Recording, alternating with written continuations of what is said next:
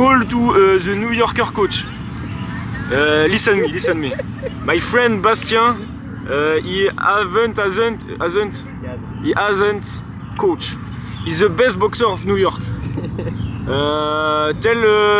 Tell me or tell Bastien the fucking Martinez in Instagram for comment dire avoir. Ça t'aura le droit de couper. To have non coupe pas. To have a best boxer in their écurie.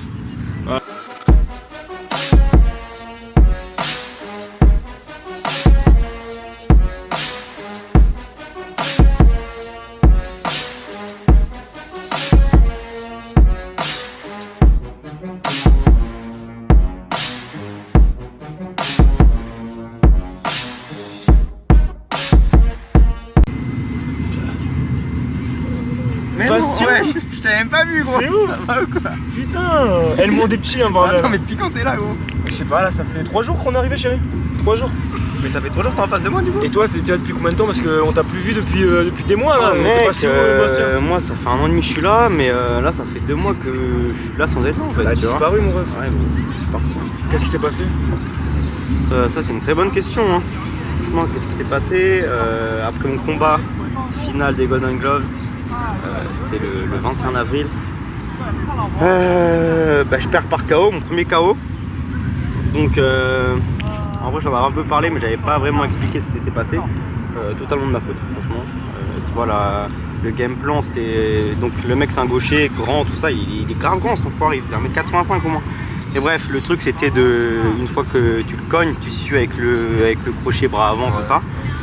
Et bref, en fait j'ai juste oublié un truc à ce combat, c'est que j'ai pensé qu'à mettre mes coups mais j'ai oublié que je pouvais en prendre aussi, tu vois. Et en gros, là je mets un gros bras arrière, il rentre en plus. Et je remonte en crochet, sauf qu'avec ma main basse, bah je me prends un crochet, je tombe. Oh, là je me relève, comme dans les films, je vois 4 arbitres devant moi.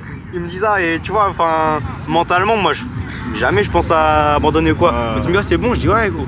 Mec, après ça je me souviens plus de rien. Genre vraiment, en fait j'ai combattu, enfin j'ai continué de combattre et du coup j'ai vu la vidéo, j'ai repris exactement le même coup, genre le même enchaînement exactement. Et mec après j'ai dormi à Skip, j'ai dormi pendant au moins 5 minutes tu vois. Donc, ouais. Mais moi je me rappelle pas. Et en plus ce mec là, tu l'avais déjà boxé en fait. Je l'avais déjà boxé au Madison. Ouais. Avec et ça avait fait split décision. Si ouais, je me souviens bien. split décision. Donc là, t'avais la dalle. Tu voulais vraiment le finir. En fait, je voulais le finir et je voulais surtout finir ce tournoi parce que ça faisait 4 mois que j'étais en préparation. Physiquement, mentalement, j'étais genre exténué, j'en pouvais plus. Et j'avais même plus envie de combattre, j'avais juste envie que le combat passe. Du coup, je me suis dit, oh, vas-y, il faut le sécher, tu vois. Bah, au final, c'est lui qui m'a séché. Mais...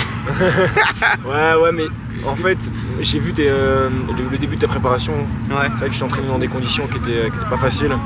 En plus, t'es tombé malade, t'as fait une pneumonie. Donc, ça, faut le savoir aussi. Il a fait une putain de pneumonie. Une pneumonie, c'est pas des lol. Quelques jours avant le fight, il est quand même allé histoire de faire le travail. Mais ça l'a pas aidé. Et non, Bastien, il est là depuis 1 an et demi, comme t'as dit. J'ai vu son ancien appart. C'était un trou à rats, mon gars. C'était Fleury-Mérogis, mec. Mais gros, c'était un trou à rats. Il avait une vue en face d'un mur. On voyait les la fenêtre, elle était comme ça. Mais j'ai dit, mais comment t'as fait pour rester 1 an là-dedans? Et c'était boxe tous les jours. Il pensait boxe, il vivait boxe, tout était boxe. C'est vrai que des fois, c'est important aussi d'essayer de sortir un peu tout ça. Et maintenant, t'en as pris conscience, c'est ce que tu m'as dit la dernière fois. Ouais, c'est ça que j'ai vraiment appris en fait maintenant. Là, il faut que j'arrive à trouver un équilibre. Ne plus faire que boxe en fait, parce que là bon déjà ce qu'il faut savoir aussi c'est que j'ai pas de coach et en fait c'est tellement de choses à gérer, c'est tellement de charge mentale que tu vois les petits moments où genre de sociabilité où tu captes tes potes où tu vas à droite à gauche, ça te permet de décharger cette case de charge mentale tu vois. Et en fait moi pendant 4 mois j'ai jamais déchargé cette case. En fait elle s'est accumulée. Toujours en train de penser à ça. Et à la fin en fait mon cerveau il a dit stop mec. Je me souviens même le 31 on était sortis ensemble. Ouais. Et même dans la soirée tu m'en parlais, tu me disais putain j'ai pas de coach, putain machin. Ouais bah ouais, c'est la merde. Je sais moi je suis passé par là aussi. Et d'autant plus là c'est du très haut niveau.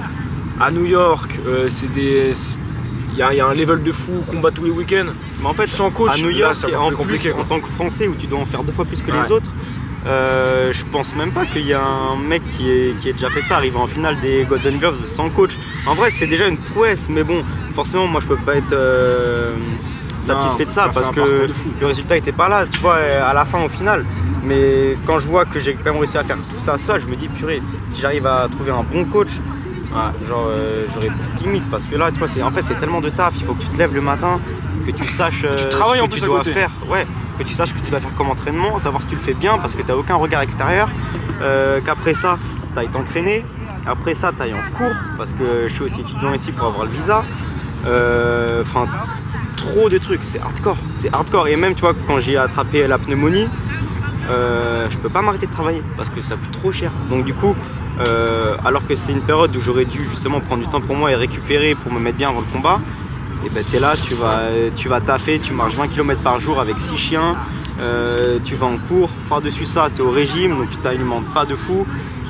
Bref, la pneumonie m'a duré 6 semaines, tu vois, c'est à dire que même à la fin du dernier combat, 2 semaines après j'étais encore malade, tu vois, c'est une dinguerie, mais ça m'a servi de leçon. Ouais.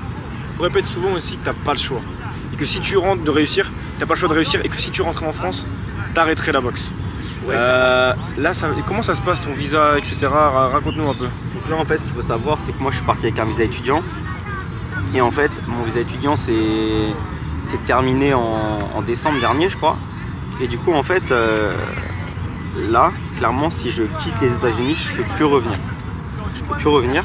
Donc du coup, je peux continuer de prendre des cours pour être légalement sur le territoire avec le statut étudiant. Mais par contre, je peux plus quitter New York. Donc du coup, en fait, je suis séparé de tout le monde, de toute ma famille, de tout ça. Et du coup, en fait, c'est pour ça que je me dis, tu vois, c'est quand même énormément de sacrifices, ça implique beaucoup de choses. C'est-à-dire que je peux pas ne pas réussir, tu vois. Parce que c'est sûr que j'aurais fait tout ça pour rien. Donc du coup, il faut que je réussisse, c'est pour ça que j'ai pas le choix. Et si jamais ça marchait pas et que j'en venais à rentrer, si je rentre en France, j'arrête la boxe parce que je vais pas me péter pour 500 balles. En vrai, j'ai envie de te dire un truc, c'est qu'il n'y a pas de raison. Il n'y a pas de raison. Non, bien sûr. Regarde déjà le parcours que tu as fait. Ouais. Regarde le parcours, il est incroyable. Moi, j'ai vu les conditions dans lesquelles tu t'entraînais. J'ai vu les sacrifices que tu as fait parce que c'est ça, la boxe, c'est un sport où sans sacrifice, t'as rien. Ouais. Et derrière, le niveau que tu avais en France, le niveau que tu as aujourd'hui, c'est il y a des années-lumière. C'est complètement différent. T'es allé en finale des Golden Gloves de New York, mec, c'est une dinguerie. Boxer au Madison, c'est quand même Boxer au incroyable. Madison Square Garden. Attends, ça fait 1 an et demi que t'es là, gros. Ouais. Et une carrière, il te reste 10 ans. Ouais, y a pas de raison, donc ouais, moi je relativiserai. Ouais, bien Et t'as vu, il faut servir de ce que je te disais la dernière fois. Sers-toi de cette défaite pour te donner encore plus Ah ouais, ta clairement, mais tu vois, genre, juste après la défaite, franchement, je te mens pas, tu vois, genre, c'était dur, mec. Beaucoup de remises en question, l'envie d'arrêter, l'envie de rentrer de ça et tout. Et en fait, je me suis dit, mais genre, je peux pas imaginer ma vie sans la boxe. Mais pendant un moment, fallait plus me parler de boxe. Genre, j'en avais marre. J'ai totalement coupé l'entraînement. J'ai pris beaucoup de poids. Mais en fait, c'est le syndrome des boxeurs. Tu sais, moi je parle beaucoup avec mes potes boxeurs en France. Ils me disent tous la même chose. Ouais. Et ils me disent, en fait, on fait des sacrifices. Puis le jour où ça s'arrête, pas la carrière, mais t'es hors saison, bim, on fait l'extrême inverse, c'est-à-dire on peut plus entendre parler de boxe. Moi c'est pareil, hein. Moi j'allais sur Instagram après mes combats. Je voyais des trucs de boxe, machin, je pouvais pas, je coupais. Ah, la même chose. Ah ouais, ça dégoûte. Ouais, t'en peux Ton plus. cerveau il fait un truc T'es là. à Il faut saturation. trouver le moyen de se relâcher. Et bon, il y en a, c'est en faisant la fête, il y en a, c'est en faisant des conneries, je sais pas, mais. Ouais, bien sûr, trouver un juste milieu, son équilibre. Un équilibre, tu vois. c'est une question d'équilibre. Ouais, mais du coup, genre même après le combat, mec, j'ai eu des troubles du comportement alimentaire. Donc pour ceux qui savent pas trop, en fait, quand t'es en sèche pendant genre 4 mois, bah du coup pendant 4 mois, tu te dis purée, quand je suis plus en sèche, je mange ça. Sauf qu'en fait après tu manges tout d'un coup. Et en fait, après mon combat, même si j'avais pas faim, toutes les 2 heures j'étais en train de manger. Mais c'était une dinguerie, genre vraiment, je mangeais toutes les 2 heures, j'avais plus faim. Et ça tapait des boîtes de 12 donuts et tout, gros, c'est une dinguerie, vraiment. Et du coup, genre, je suis monté à 69-70 kilos même, tu vois. Alors que tu combats en moins de 60. Ouais, moins 60. Moins 60. Ouais. Ouais, 10 Non, kilos. c'est une dinguerie. Et du coup, tu vois, là, j'ai un peu élaboré un plan parce que, bon, Dieu merci, j'ai quand même retrouvé la motivation. Pendant un moment, je l'avais plus du tout. Et là, les premières étapes du plan, en tout cas, se passent comme prévu. Donc, ce plan-là, à savoir, c'est de. Dans un premier temps, je me suis remis en condition. Donc j'allais courir tous les jours. Tous les jours, je faisais 10 ou 11 km. Je m'arrête au street workout. Je tape un peu les dips, les pompes, les tractions, tout ça et tout pour retrouver mon explosivité. Et puis même aussi se redonner une discipline, tu vois. Parce que genre, tu te lèves, t'es fatigué, t'as pas envie d'y aller, mais tu vas quand même. Pour se remettre un peu dans le dur parce que je commençais à trop me ramollir, tu vois. Genre je me lève le matin, je suis fatigué, vas-y j'y vais pas. Et au bout d'un moment il faut stopper ça, il faut retourner dans cette discipline et dans cette rigueur. Donc ça tu vois c'était la première étape. La deuxième étape c'est de perdre du poids. Donc là j'en ai déjà perdu pas mal, j'ai déjà perdu peut-être 3 kilos, un truc comme ça. Il faut encore que je perde un peu de poids. Là on est quoi? On est samedi. À partir de lundi je retourne à la boxe. Et gros j'ai pas boxé depuis mon combat gros. Ça fait 2 mois tu vois. Ça fait 2 mois que j'ai pas boxé. En fait, les gens ils se rendent pas compte aussi de. Bon, il y a l'aspect physique, les sacrifices physiques, les douleurs physiques, mais le mental en boxe, c'est une dinguerie. C'est ça qui fait craquer les boxeurs. C'est pas les douleurs à l'entraînement, c'est le stress avant les combats, c'est les sacrifices que tu fais. Ton cerveau overbooké sans arrêt en fait. Et les gens ils se rendent pas compte de ça. Et le relâchement que c'est après un combat quand tu peux enfin. En fait, les deux sont à l'extrême. En fait, c'est ça, c'est que regarde, moi je suis pareil. C'est-à-dire que ma saison elle est finie, mes combats, mon championnat il est fini. Je pars en couille, clairement. Ouais. C'est-à-dire, ma femme elle en a marre. Hein. Elle est là en mode putain, Baptiste, reprends l'entraînement. Je dis c'est bon, j'en ai marre. Ouais. Moi je suis tous les jours avec les potes à faire la fête. Et en fait, voilà, c'est le plus dur, c'est trouver cet équilibre. Et pour être bien mentalement. Je pense que c'est pour ça, on n'a pas de préparateur mental, tout ça, peut-être que ça pourrait être un truc à mettre en place. Truc, tu vois. Mais bon, honnêtement, j'ai même pas de coach déjà de base, donc le premier plan, toi, ce serait de trouver un coach. Mais du coup, voilà, la suite du plan, donc c'est de me mettre un peu plus au poids, retrouver mon poids de forme. Là, je retourne à la boxe lundi. Et en fait, après, je me suis rendu compte d'une chose aussi, c'est que j'avais jamais communiqué sur le fait que j'ai pas de coach. Les gens ici à New York, je pense qu'ils doivent croire que j'ai un coach en fait, parce qu'à chaque fois qu'ils me voient genre pour les combats et tout, ils voient toujours quelqu'un à mon coin. Sauf que c'est toujours quelqu'un de différent à mon coin, tu vois, c'est jamais la même personne. Et en fait, eux ils doivent penser, et même ils m'associent beaucoup à Fred et tout, donc ils doivent penser que c'est lui mon coach ou que c'est les mecs qui sont au coin avec moi mon coach. Alors qu'en fait, non, genre j'ai pas de coach. Et du coup là, je vais vraiment mettre l'accent sur le fait que j'ai pas de coach et il faut que j'en trouve un. Donc du coup, ça va passer sur Insta et des trucs comme ça. On va faire un petit appel. Attends, je vais dire en anglais. Call to the New Yorker coach. Listen me. My friend Bastien, he hasn't coach. He's the best boxer of New York. Tell me or tell Bastien the fucking Martinez in Instagram for comment on dit avoir.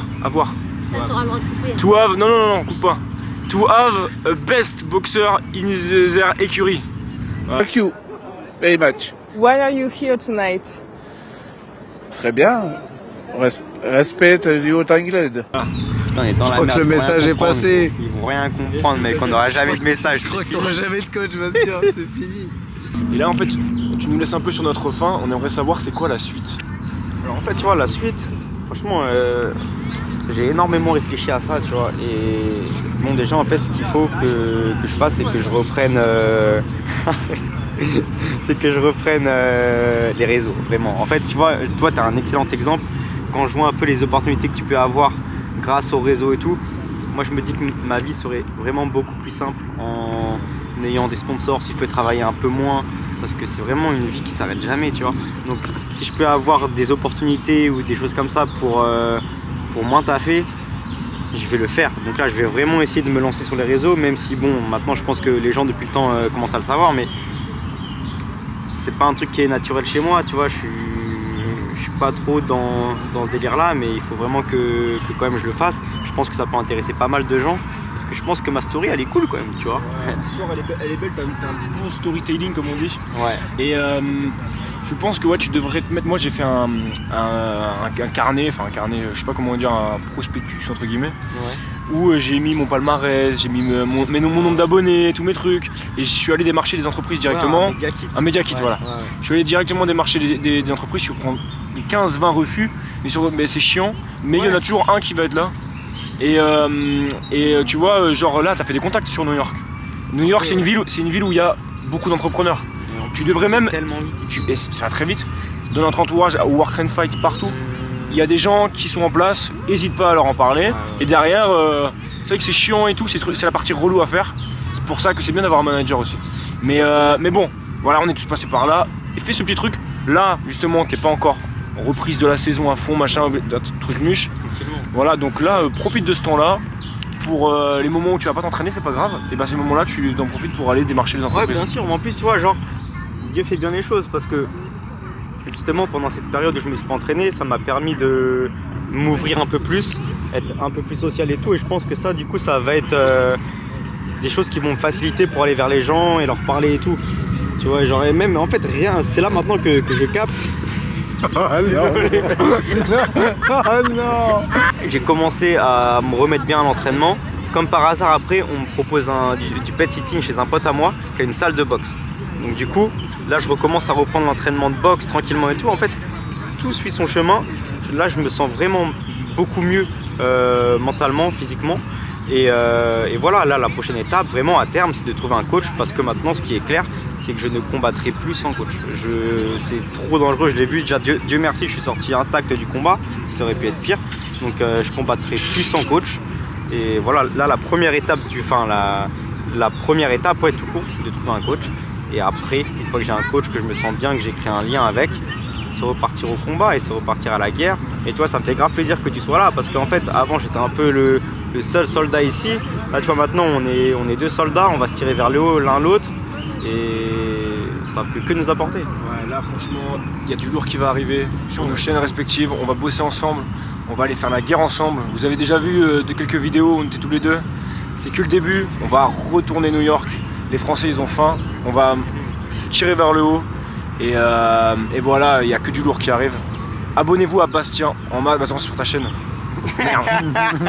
Mais abonnez-vous à Baptiste en masse, mais vous le suivez sûrement tous déjà. Non, mais nos abonnés, c'est plus ou moins les mêmes à tous les deux. Ouais. Mais là, on a la chance d'avoir un super caméraman en plus qui va être avec nous pendant 3 mois. Donc on va en profiter pour vraiment faire. Je suis boxeur, les gars. Ouais, je vous dépanne, hein. Et un très bon combattant aussi. Ouais. Et voilà, donc on a investi tous les deux dans du matos, etc. Et on est là pour se tirer vers le haut. Les Français, on est un peu seuls en fait ici. C'est un territoire ennemi en fait. Hein, tu sais, On est Même en France, voilà, on est seul. Exactement. Parce que là, comme tu l'as dit tout à l'heure, il faut faire 2 fois plus la différence si on veut gagner un fight.